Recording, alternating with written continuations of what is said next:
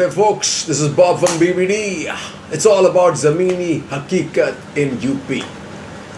Meera Rajput's out there on the streets questioning people. Of course, there are some BJP guys in there too at point of times who basically now are spinning the story about life versus work. Is it gonna fly? God only knows. But what is the Zameemi Hakikat in the rest of the country? AAP names Colonel Kothiyal Uttarakhand CM candidate. AAP is a player. Watch out, both the Congress and the BJP. Ranjit Singh's statue in Pakistan vandalized third time in 2 years. And flip side of the same coin, Mazhar vandalized for second time in a month, 2 arrested. This is New Delhi. This is the peach. You know where the UP elections are headed and what's going to be the major mudda, Hindu-Muslim. Taliban brutality prompts UP to set up Deoband 8. Now you figure this, brutality in Kabul and Afghanistan, and ATS is setting up a anti-terror center in Deoband. Hey, give me a break. ATS center at Deoband due to strategic location.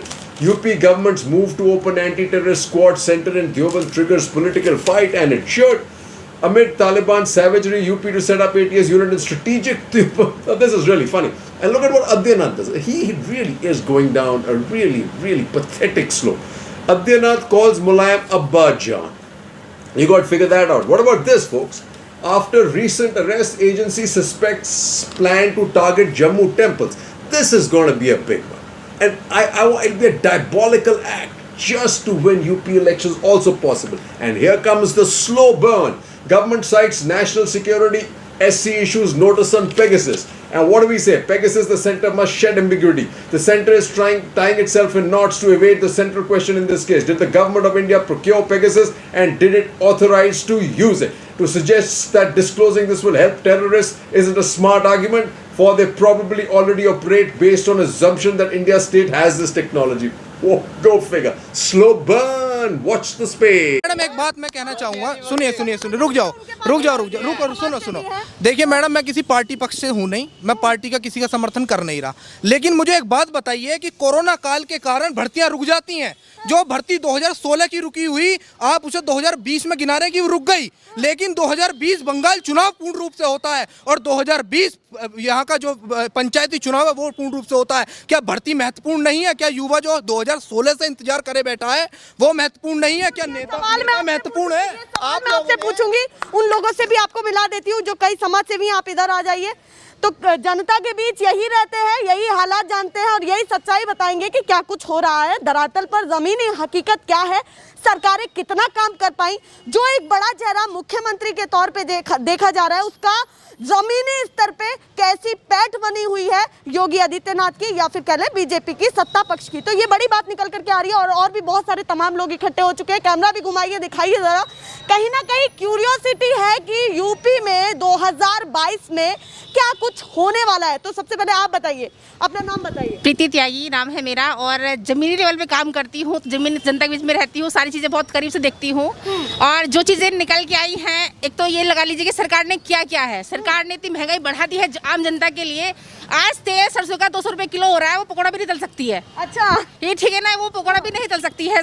जो आम जनता का चाहे तो घर में पकौड़ी बना ले, वो भी नहीं कर सकती। एक बात बताइए मैडम, मेरा एक और सवाल है यहाँ पर कि तेल की बात की आपने कि महंगाई इतनी ज्यादा हो चुकी है, तो ये बताइए अगर पेट्रोल डीजल महंगा होता है तो उस पर लोगों को दिक्कत होती है, तेल पर आपको दिक्कत हो रही है, वहीं आप कहते हैं कि किसानों को फायदा होना चाहिए। ये फायदा तो वही चीज बताऊंगी आपसे। मैं कल गांव में थी, वहाँ कुछ चीजें से निकल के ऐसी आई थी मेरे सामने कि जो गाँव का जो गेहूँ होता है किसानों का, वो जो जो जनता की जो सरकारी रेट पे होता है, वो हर किसान का गेहूँ नहीं बिकता है।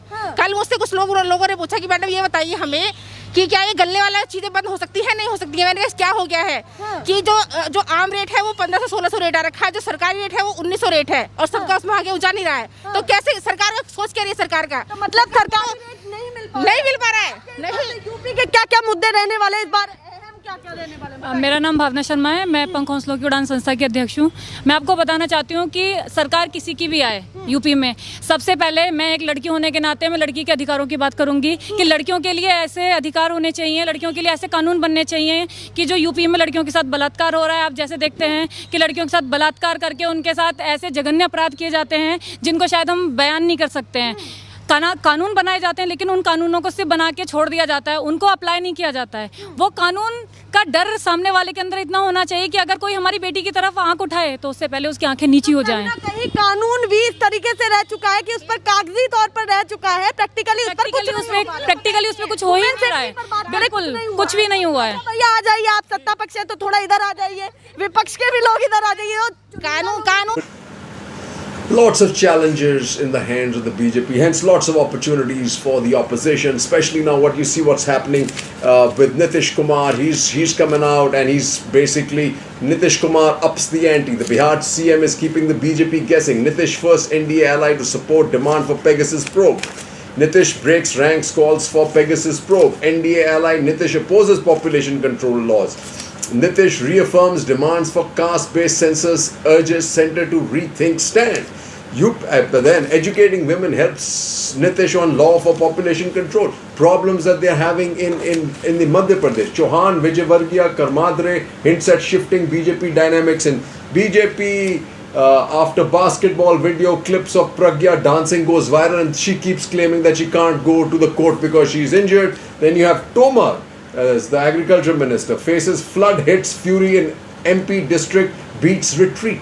So they're beating the retreat in Haryana, they're beating the retreat in Uttar Pradesh, beating the retreat in Madhya Pradesh. Where the hell are they going out? Except in Delhi, Meenakshi Lekhi and guys are running around. They're pussies in Delhi, right? They're pussies. Armchair pussies. We said, oh, Sarkar, Ji Hazu. Here she was kind of successful. But watch what's happening in UP. That's what important. See the next two videos coming up. Corruption rampant in UP. Corruption number 1. UP. Amount of money that's being spent, which could be spent on medicines, etc. on these ishtihars for number 1, folks. Watch. That's the important watch. And then this lady, she brings out the reality. Meera Rajput. Watch. अरे सवाल किससे करेंगे? जो power में होगा उससे सवाल करेंगे और उससे ही बोलेंगे कि आपकी जिम्मेदारी है उत्तर प्रदेश की जनता का रखरखाव करना। पंडित एक दिन के लिए सीएम बन जाए तो कैसा रहेगा यूपी में? भैया हम इंसु भी गिरे पड़े हैं, जो अंगूठा छाप मंत्री बन सके, मंत्रिमंडल में बैठ सके, हम नहीं बन सकते? बना के देखो, हाल तो बनावे ना, इन्हें पता बैठ के हमारा नाश कर देगा। किसी की इतनी औकात है कि भगवान को कोई घर दे सकता है? किसी की औकात इनकी है? आप दे सकते हो क्या? आपकी इतनी औकात है भगवान राम को घर दे सकते हो? इनकी है। देख लो आराम से, ये देख लो, दिखा लो खूब आराम से, तसल्ली से दिखा लो, ये देख लो। क्या लगता है यूपी में चुनाव है, माहौल बहुत गर्म है, तो यूपी में चुनाव है तो आपका क्या हाल है?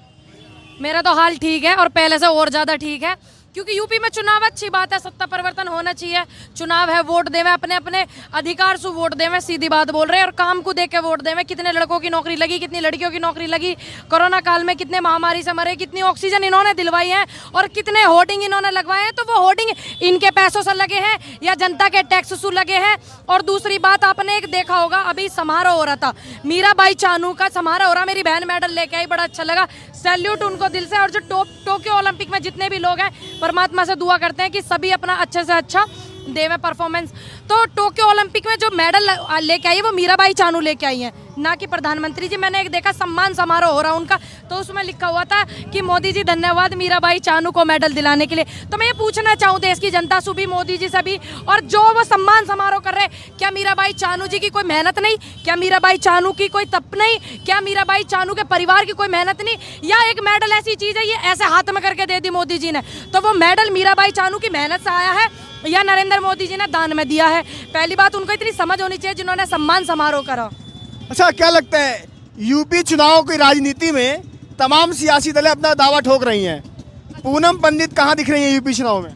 403 विधानसभा सीट है, 403 की 3 विधानसभा सीटों में दिखूंगी और इनके खिलाफ में दिखूंगी। सीधी बात है, कान सीधा पकड़ूंगी, कस के पकड़ूंगी, बिल्कुल सीधा। और क्या संबंध है रश्मि मेटेलिक और मंत्री के बीच में?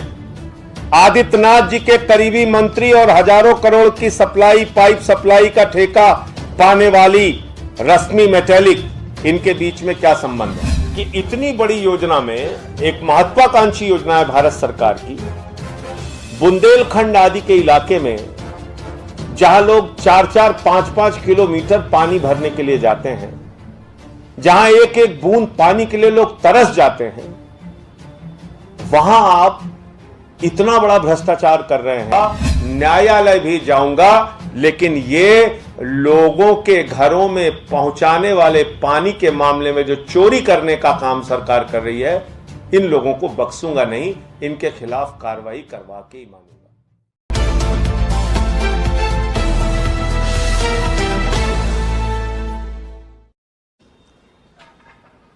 सभी पत्रकार बंधुओं को मेरा नमस्कार। कल मैंने आदित्यनाथ सरकार के सबसे करीबी मंत्री आदित्यनाथ जी के नाक के बाल जो कहे जाते हैं, डॉक्टर महेंद्र सिंह के जल शक्ति मिशन, घर घर जल योजना, जल जीवन मिशन में हजारों करोड़ का जो भ्रष्टाचार हुआ है, उसके बारे में तमाम बिंदुवार मैंने खुलासे किए थे और मैंने ये संज्ञा दी थी कि उत्तर प्रदेश में योगी बाबा और 40 चोर की सरकार चल रही है। हर क्षेत्र में भ्रष्टाचार, और बार बार भ्रष्टाचार को मना करना इनकी आदत हो गई है। जब हमने ऑक्सीमीटर थर्मोमीटर के घोटाले का खुलासा किया, बोले एसआईटी बना दी, 10 दिन में जांच रिपोर्ट आ जाएगी, आज तक पता नहीं चला। 2-3 डीपीआरओ सस्पेंड कर दिए। जब हमने सतीश द्विवेदी मंत्री के भ्रष्टाचार का खुलासा किया, आज तक कोई कार्रवाई नहीं हुई। 8 लाख का वेंटिलेटर 22 लाख में खरीदा गया, उससे संबंधित कागज दिया, आज तक कोई कार्रवाई नहीं हुई। और यह हजारों करोड़ रुपए का भ्रष्टाचार। So folks, I conclude with a readout by what Shyam Saran writes about the diabolical objective of the Remembrance Day. He says, reason to remember, intent behind partition horrors, Remembrance Day matters. It should not be to cast hostilities in stone. He says, of course it was not lost on anyone that the new anniversary also happens to be the day when Pakistan celebrates its independence. Okay. If the intent is to cast India-Pakistan hostility in stone, as may well be suspected by the choice of the date for its commemoration, then it can only spawn negative domestic political consequences while seriously limiting India's foreign policy options. Especially look at what's happening in Afghanistan. The announcement comes at a time when we are witnessing an upsurge in anti-Muslim communal incidents in various parts of the country. Okay. Then he says, remembrance can also be used to reopen the wounds of yesteryears, to reignite ugly passions. That's exactly what it is. Where past horrors are regurgitated so they may be reenacted with renewed passion. Exactly. The date chosen for remembrance of partition horrors, Pakistan's independence anniversary, may fall in the later category. Since a brand of politics is dangerous and carries with it the seeds of India's possible unraveling as a nation. Okay. Do we want to conjure up the dangerous world once again by using a selective and curated memory to reignite violent communal passions, or should this tragic history be used to instead to heal the wounds of yesteryears and resolve never again to become slaves to ugly passions ignited through the cynical political calculus? It is home to an extraordinary spectrum of ethnicities, religious, languages and cultures, and yet proudly and expansively Indian. Any attempt to impose an arrant uniformity over this vibrant and colorful diversity will fail.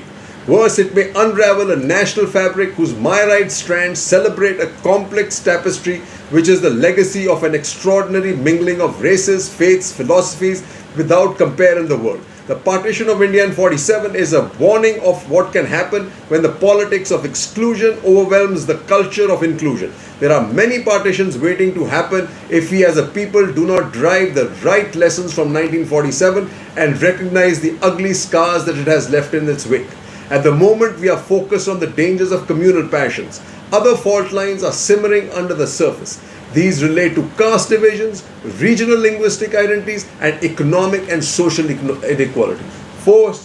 focus on that. That is of critical importance. Not this narrow focused Hindu Muslim Remembrance Day. What is Remembrance Day is necessary for people from Gujarat? I have no idea, folks. Jai Hind.